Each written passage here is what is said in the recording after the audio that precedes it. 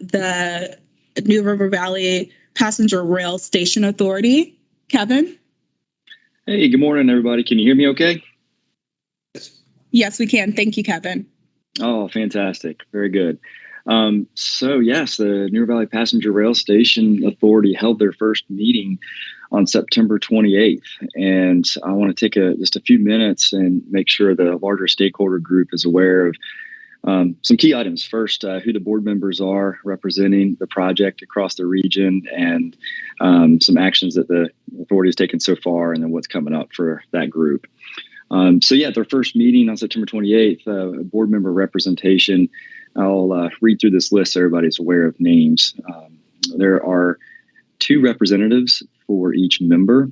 There are 7 local governments and 2 universities that comprise the authority. From Giles County, Ricky McCoy is on the Board of Supervisors, and they have a second member to be appointed. Pulaski County has Dirk Compton from the Board of Supervisors and Jonathan Sweet from County Administration. Montgomery County has Sherry Blevins from the Board of Supervisors and Craig Meadows from County Administration. City of Radford has David Horton from City Council and David Ridpath from City Administration. Town of Blacksburg has Jerry Ford from Town Council and Larry Spencer, the Town Attorney. Town of Christiansburg has Mike Barber from Town Council and Randy Wingfield from Town Administration. Town of Pulaski has Shannon Collins from Town Council and Darlene Bertram from Town Administration. Virginia Tech has Chris Kiewis and Lindsay Belshie. And Radford University has Angela Joyner and Laura Questenberry. So it's a full board. In their first meeting, the first item on their agenda was to take the oath of office, which they all did successfully. And after the oath of office, I walked the group through a project timeline to make sure that anybody that was new to the project had a good understanding of the impressive progress that's taken place to date. And I want to review a couple of those key milestones so all of our stakeholders are aware of the impressive progress. The New River Valley Passenger Rail Initiative was first convened by the Blacksburg Partnership in December of 2013. Then in 2014, that group did some great research with Lynchburg region, Roanoke region, and Bristol, just about their rail initiatives that helped provide the foundation for how the New River Valley was going to approach this project. In March of 2015, the Metropolitan Planning Organization had provided funds to the New River Valley Regional Commission to conduct the first local study on passenger ridership demand and an initial location for a station. And that study kicked off in March of 2015. And the next month, the NRV Rail Initiative identified 3 subcommittees that were going to do a lot of heavy lifting on the overall program. And those 3 committees were government relations, marketing and public relations, and then a group that would participate with that demand and location study. So those 3 were very busy initial years launching this program. Each year from 2015 on, the NRV Rail Initiative has hosted annual legislative receptions with a focus on making sure the local, state, and federal representatives were all informed of the progress being made and how they could help support the effort going forward. In January of 2018, there was a station ownership and operations report that was kicked off. And that report was significant because that helped to identify the organizational structure that was going to be the preferred model to own and operate the station within the region, and identified the authority as the preferred model. And then in January of 2021, we had legislation that was introduced to the General Assembly on the House side, sponsored by Hurst and Rush, on the Senate side by Edwards, to create that New River Valley Passenger Rail Station Authority. And in May of 2021, we had the visit from Governor Northam. And at that visit, the governor announced the Western Virginia Rail Initiative, which is a significant commitment to have this passenger service introduced to the New River Valley. Also at that announcement, the governor talked about the Virginia Passenger Rail Authority, which has been the state partner in all of this. And it was just a mere 17 months ago. And I think there's been a lot of great progress being made since then. The authority became law in July of 2021. And from that point, the local governments and universities needed to pass resolutions and ordinances in order to create the authority on the ground. Once those were all in hand, we delivered those back to state administration, and they certified the authority on September 1st of 2022. So that's what led to our first meeting being held at the end of September.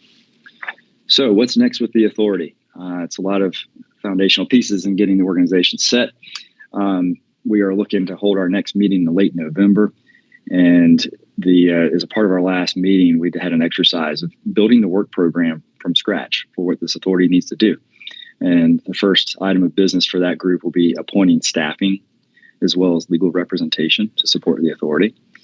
Soon after that, it's moving right into bylaws or the organizational documents. They're going to guide how this thing operates, and also identifying leadership roles. Then voting policies. That was something the group spent a fair amount of time on the last meeting, is deciphering between legislation and what the bylaws should reflect for voting purposes. So we've been working closely with VPRA staff between DJ, Michael, and Colin. They've just been fantastic to involve us in all the local meetings and weekly, if not daily, conversations about moving this program forward. So that's an update from the authority, and we'll be happy to provide any comments or questions that you might have, respond to any of those. Thank you so much, Kevin. And if you have questions for Kevin or throughout the rest of the program, please feel free to use the chat function. We're going to kick it back over to Mike McLaughlin. I think he's joined over the phone. Mike? Hey, can you hear me now? Yes. Okay. So thank you. Sorry about that. I tried to join via computer, but the phone's more reliable. Kevin, I do want to make a point, as I made a couple weeks ago at the New River Valley Chamber of Commerce, that we look forward to participating alongside your the new station authority. We pledge to be, even if it's virtual, in meetings, sometimes in person, so we can coordinate together the construction of the tracks, the platform, the station. So we do look forward to working with you guys on that initiative. So we did hold a quarterly meeting back in July that was well attended. It's New River Valley at the community college there. So this is the next quarterly meeting. So we'll have some updates today, but we have been, like I mentioned, we have been down in the New River Valley just a couple weeks ago. Colin and I were down there meeting with the New River Valley Chamber of Commerce, and we look forward to continuing this engagement with you, whether it be quarterly meetings or meetings such as with the Chamber, Montgomery Chamber. So next slide. I think I'm going to hand it off to some of my compatriots. So I'll hand it off here in a second. Go ahead. So Colin, I think we're going to hand it off to you. But again, that's a picture from the New River Valley Chamber just a couple of weeks ago. We had a great event, and I'm not sure if Dr. Smoot is on this call. He is. I want to give a shout out to him. He was up at the panel with me. He and others have been great partners to work with over the past 5 years to make rail to New River Valley a reality. We hope in just a few years. So with that, Colin, I'm going to kick it over to you and John. Yeah, thanks, Michael, and thank you, Kevin. I just wanted to thank Kevin and everyone down there for their support in this project, and Kevin for his leadership. It's been really every time we go down there, it's very welcoming, and we look forward to continuing our relationship and getting this project completed. So I just wanted to start off with just a little bit of a refresher on some of the projects that are going to be required for the expansion to the New River Valley. Some of you may have seen this slide before, but essentially what this shows is a series of projects in southwestern Virginia that are going to need to be completed before we can start the passenger service. And on the right side of the screen, you can see the Roanoke Yard, which is going to be a passenger bypass track, which will bypass the Roanoke Yard itself. That project is led by Norfolk Southern. And then that orange line starts the track right away that's owned by the Virginia Passenger Rail Authority. And there's 28 miles of track from milepost 251 just west of Salem and Roanoke. And then from that milepost 251 to milepost 279 is the section of track that VPRA currently owns. And along that track, there are a number of improvements that are going to need to be made before the service can begin. And that is in the form of track improvements, bridge improvements, culvert improvements, tunnel improvements, some soft infrastructure such as signalization and positive train control, which will provide allow for safe travel. And then at the end, all the way on the left side of the screen, is the proposed New River Valley Station site, which is a project which will construct the actual platform, some of the infrastructure to allow for the passenger service to reach the sites that were identified in the feasibility study, which I'll talk about in a little bit. And then also some other pieces that we are going to be including in part of that project. Next slide. So again, some of you may have seen this slide before, but the New River Valley Passenger Rail Station feasibility study, which finished earlier this year, assessed 5 potential sites in the New River Valley area for passenger rail station site. And 2 of those sites emerged as the preferred locations. And those are the NRV North, or the north of the New River Valley Mall, and NRV Mall West, or NRVW site. You can see here on this map. And those 2 sites are both adjacent to the Uptown Christiansburg Mall on the Blacksburg branch.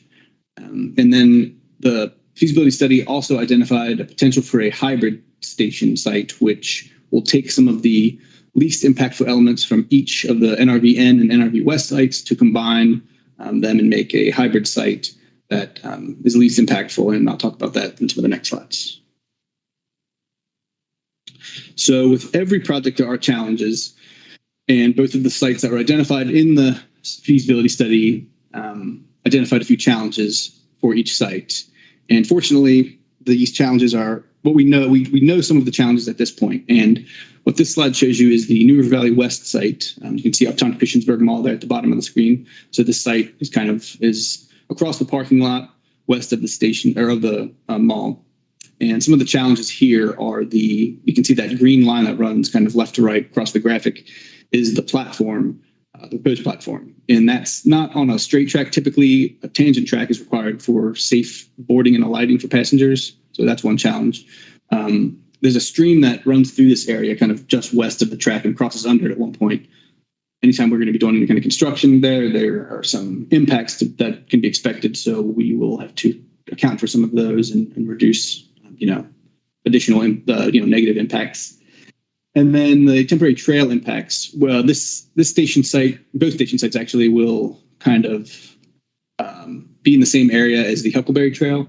And these trail impacts are not going to be long lasting. It will just be a slight detour until the construction is completed, and then the trail will, it'll go back to its original form. And then also, this site lies on private property with the Uptown Christiansburg. And so a coordination with the mall owners will be needed. And when we started that outreach already. Next slide.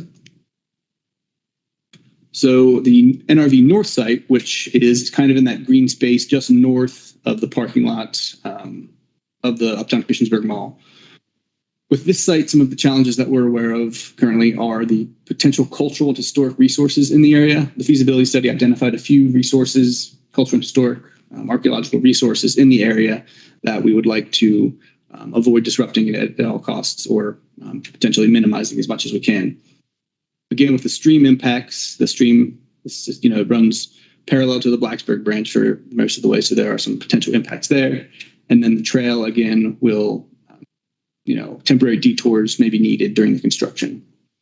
And lastly, this site is primarily located on Corning Glassworks property, so coordination with them is required, and we've also started the coordination with Corning. Next slide, please. So this slide shows you some of the additional infrastructure that we are planning to have constructed in the kind of the station site area.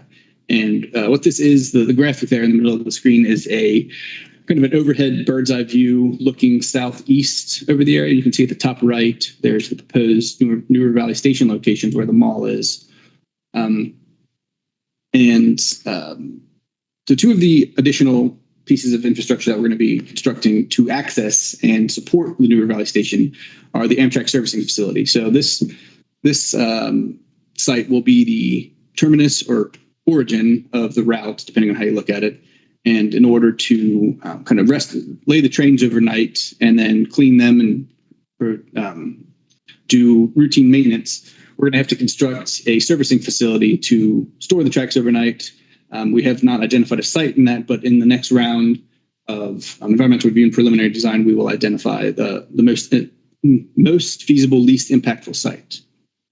And another piece of infrastructure that's going to be required to serve the station site is a connector track, which will connect the Blacksburg branch, which is where the Uptown Christiansburg Mall is adjacent, to the Virginian line, which is that orange piece of track that I showed on the slide earlier, which is the rail lines that VPRA owns. They currently don't connect, so we are going to be looking at potential alignments for a connector track to connect the Blacksburg branch to the Virginia line. And you can see in that picture right there, it was taken from the Huckleberry Trail, the steep grade in the hill there that's going to be required to cut through in order to access, if we go with the that site, kind of where that arrow is pointing, cut through that rock right there. So next slide, please. And as I was saying, Mike would mention, we have done some coordination with the MPOs in the region, the Metropolitan Planning Organizations. And this project, we anticipate we will be pursuing federal funding for this whole project. So anytime federal funding is pursued, the project needs to be included in regional plans. And we've taken the steps already with at New River Valley Metropolitan Planning Organization to have the portion of the Virginia line that's in the NRV MPO boundary included into regional plans and the station site project. So you can see there's some updates. The policy board will be voting on the projects next month for formal adoption. Next slide, please. So the Virginia line spans 28 miles across southwestern Virginia, and there are about 13 miles of that Virginia line that spans the Roanoke Valley Transportation Planning Organization, or the MPO responsible for the Roanoke area. And we've approached the RVTPO, which is the Roanoke Valley MPO, and the Transportation Technical Committee, I apologize if I'm getting that wrong, the TTC, is currently reviewing that project, and it will be advertised for public comment and then go before their policy board sometime in January.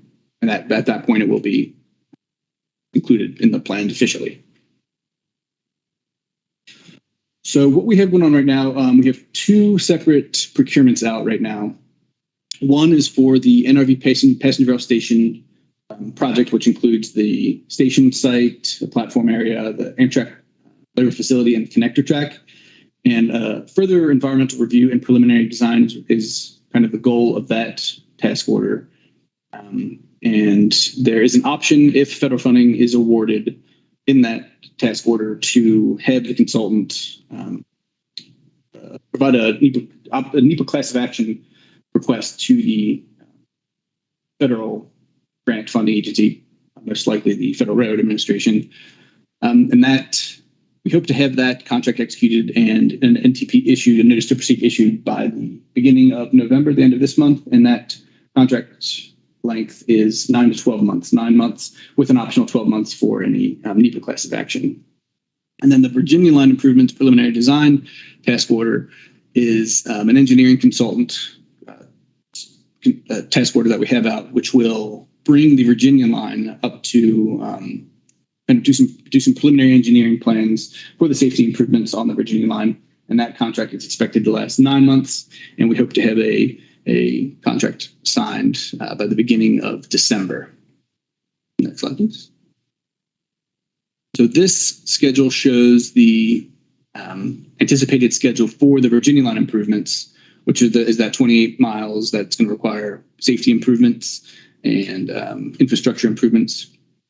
And this schedule here is kind of tentative, and we'll have a more refined schedule once the preliminary engineering design gets further along.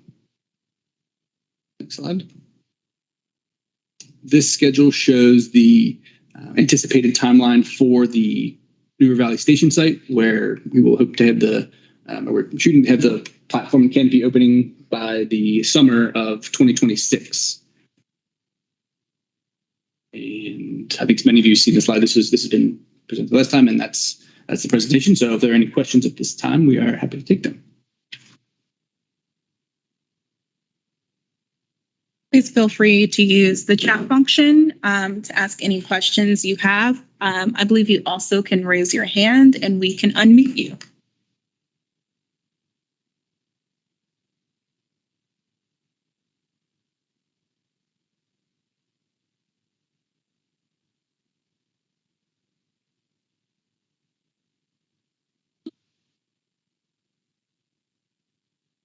Lots of eager hands raised. Okay. I will first unmute Mr. Irish.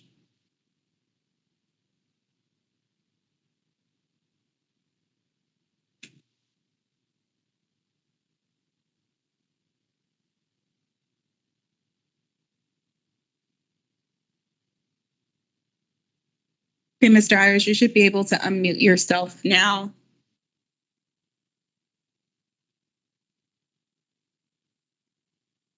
Can you hear me? Yes, sir. Yeah, I'm on the board of the Villas at Pepper's Ferry community, which is, I guess, the only established residential community that will border the two sites under consideration for the rail station. And I know I've had discussions with a number of the folks involved here. I would just like to get a handle on the time frame, just about when we could expect to be contacted for any input we would have on the station and its impact on our community. I know in talking to you all earlier, you said maybe later this year, but I'd just like to get an idea when we're going to have that opportunity, and we're certainly hoping to have that opportunity, at a time where it, could have an impact on decision making. Hi, Mr. Irish. Yeah, this is Colin Birch. Thank you for the question. When we start this next step in the process of the environmental review and the preliminary design, there is a public outreach element to that task order. So while we don't have any formal timelines right now, you can still anticipate late this year, early next year for the public outreach to begin, where you'll be able to voice your comments, and we can take those into consideration. Thank you. And sir, we'll be happy to have a one-on-one meeting with your association once we start that process. The next individual who has their hand raised is someone named Larry. Sir, you should be able to unmute yourself now.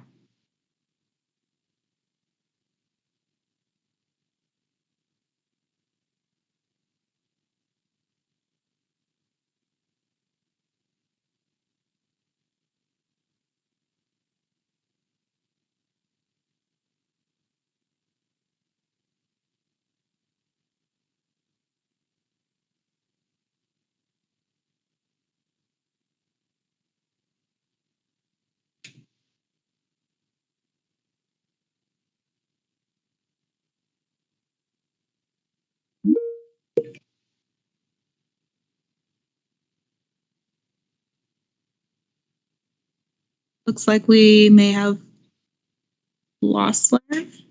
Okay. Does anyone else have any questions?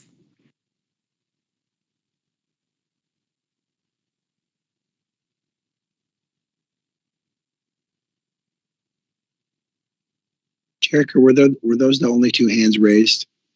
Yes, looks like those are the only two. No, we have a chat question. Can Colin talk about transit coordination? Yes, Eric, thank you for asking about that. We've met with Brian Booth at Blacksburg Transit and Redford Transit, and I understand that they are currently in the process of their TSP, and we hope to have that included in any of the kind of the incorporate those plans as we move forward with the project, so that we can accommodate any kind of transit. I know that one of the things that was brought up by Blacksburg Transit was in Redford Transit was having enough space at the station site to be allowed to accommodate the maximum number of buses we might expect in the future, and then also sizing of buses. So we will be incorporating all of those decisions that are made by the local transit providers into the design as it moves forward. And Colin, this is Kevin Bird. I think I'll hop in real quick right there and to say I know you guys were also talking with Radford Transit and Pulaski Area Transit Coordination as well. Correct. Yeah, thank you for that.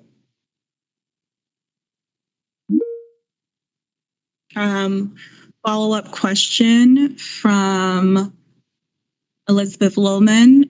Following up on multimodal connections, when will the topic of roll-on off bike service come up? So currently we do offer bikes on our trains, and this is for this particular site. I know this is a level boarding.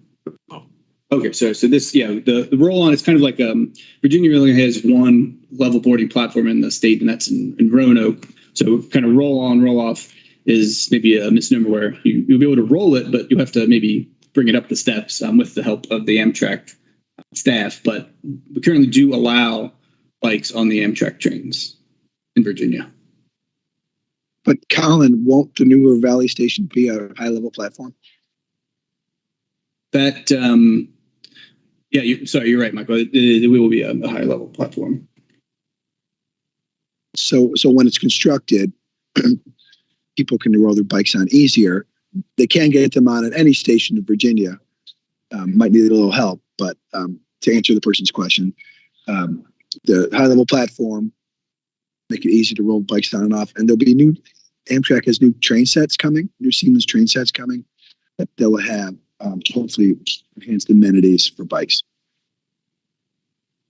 Yeah, correct. Yes, thank you for that. It will be a high-level platform, so it will allow for row or roll-on, roll-off bike service. The next person who's raised their hand is Lee Roan. You should be able to unmute yourself now. Good morning. I'm Lee Roan. I'm a former Blacksburg resident, live in Burlington, North Carolina now. I have a question about the trek from the Virginian in Merrimack up to the proposed station site. Is there any plan to use the existing Virginia Anthracite Coal Railroad site? There's an existing grade there that would certainly ease construction. Do you have any plan to do that? And I'll mute. I'm sorry, that last part kind of broke up there. You said there was a connection with the Virginian line and Blacksburg branch at I think you said something with the anthracite something. That's correct. The old Blacksburg branch originated from the Virginia Anthracite Coal and Railroad Company. That's the original. Then it was bought by Norfolk and Western. But there was a grade level crossing of the two railroads at Merrimack at one time. And there is an existing grade southeast, I believe, but it's on the New River Mall side of the Virginian, which is what you guys call the Merrimack or the Whitethorn district at Merrimack, that could be used and would ease construction. Are you aware of that? Am I still breaking up? No, we can hear you, sir. Sir, go ahead, Mike. Sir, is that about a half mile west of the tunnel? Is that what you're referring to? So existing grade. But we know the track is at grade on the Virginia line when you go west of the Huckleberry Trail, if that's the area you're thinking about. Yeah, at the Huckleberry Trail bridge, below that bridge, and I believe a little bit toward Whitethorn, at that particular area, there is a transition grade that goes up from the existing Norfolk Southern tracks to the Merrimack, to the Huckleberry Trail. So,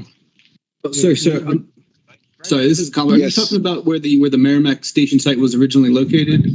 And then there's yes, kind of the Celtics Way runs along there now? I'm aware of a grade level crossing that existed before Norfolk and Western built the trestle across the Virginian. That there's an easy grade going up toward the Merrimack Trail on the New River Valley side, New River Mall side of that grade. I'm just wondering if there's have you guys found that? And is there a plan to use it? Well, yeah, I was out there a couple times. I railed it, and I've been out there multiple times. And I think the area you're talking about was one of the station options we considered earlier. However, to build road and transit access into there would have actually been more expensive than building the turn down to the mall. I'm not asking about that. What I'm saying is that laying railroad track from the existing Whitethorn district. You're talking about the Y. Yeah, No. yeah, exactly. Not the Y. Well, Are you going to put a Y there? potential Y. Colin, do you want to go back to that slide? Yeah, if you could, I think it's slide one of the. Yeah, it's the one with the orange in it. This one? Keep going. This one? Keep going. There we go. That one. Yeah, okay. Yep. What we have, sir, is we have two considerations right now for access to the future station location.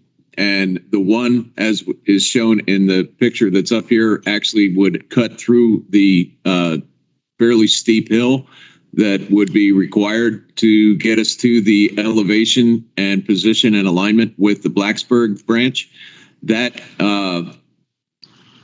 would be the one that would be on the east end, and the one that's on the west end that you're referring to is the other option. But what we would be encountering on that side would be quite a bit of work with the environmental relocation and or bridging of the stream that's out there today. And so we've been kicking a few things around with different means of accessing the station. If we do a complete Y, we've developed the entire area. If we do just one side or the other, it gives us access, but then that means that we still need to maintain a push-pull train system to get through this area and then also to service that area, which is what part of what we've been working with Amtrak to ensure that we do have that access in the near future. I'm sorry, I missed that slide. That makes good sense. A Y would work better because you wouldn't have to push-pull, but push-pull with just a single leg makes sense too. Thank you very much for answering my question. Yes, sir. Okay, from Craig Moore, chronologically, what is the conceptual order of construction currently? Would the NRV station be constructed first in 2026, followed by rail improvements, or will all elements of the project be constructed around the same time?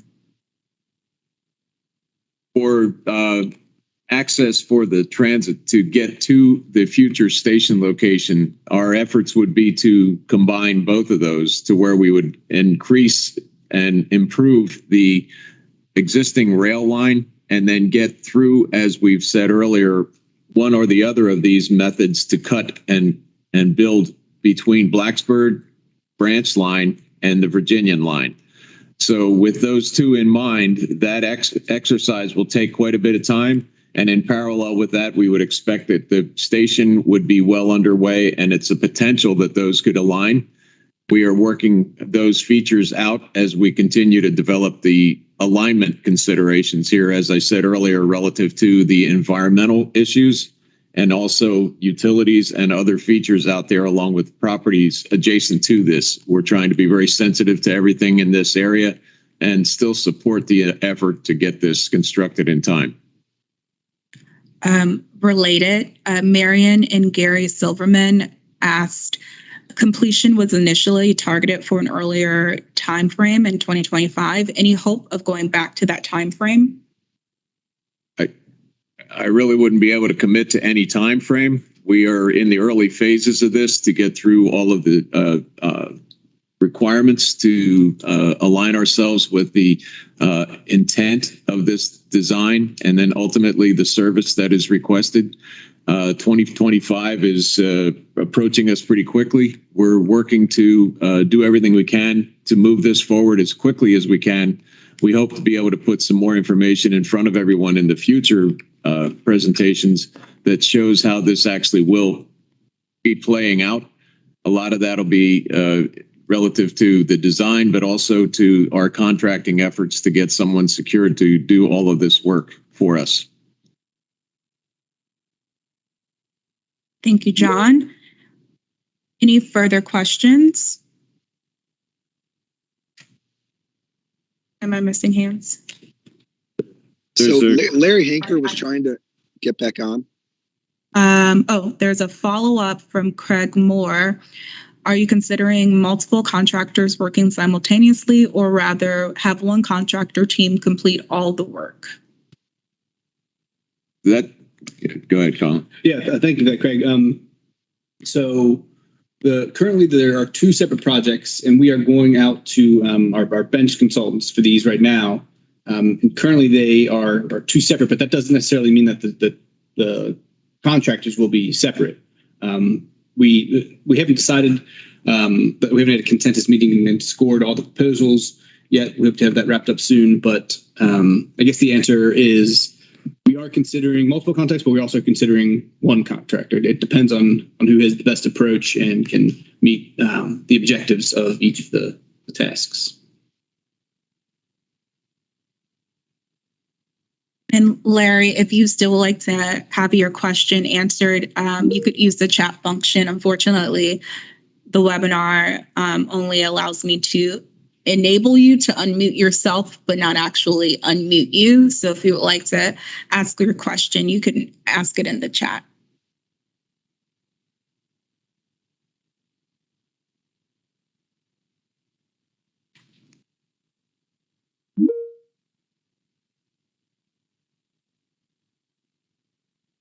All right, Mike, he'll check later with us. Any final words, either from Mike or Kevin Bird? I just want to thank everyone for coming on board and putting up with my hoarse voice. Sorry, I'm just trying to get past something I called last week. But I appreciate everyone coming on today, and not only today, but through your activity in the past few years and activities we move forward. We can't do this without you. We need coordination and cooperation. So we'll continue these meetings, and as Colin said, we'll have other sets of stakeholder meetings as well in the near future.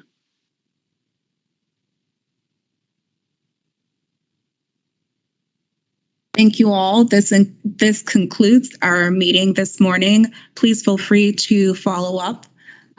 This meeting will be posted on the Virginia Passenger Rail Authority website and also on our YouTube. Please feel free to follow us on our social media, Twitter and Facebook and LinkedIn. Thank you for joining us. Enjoy the rest of your day.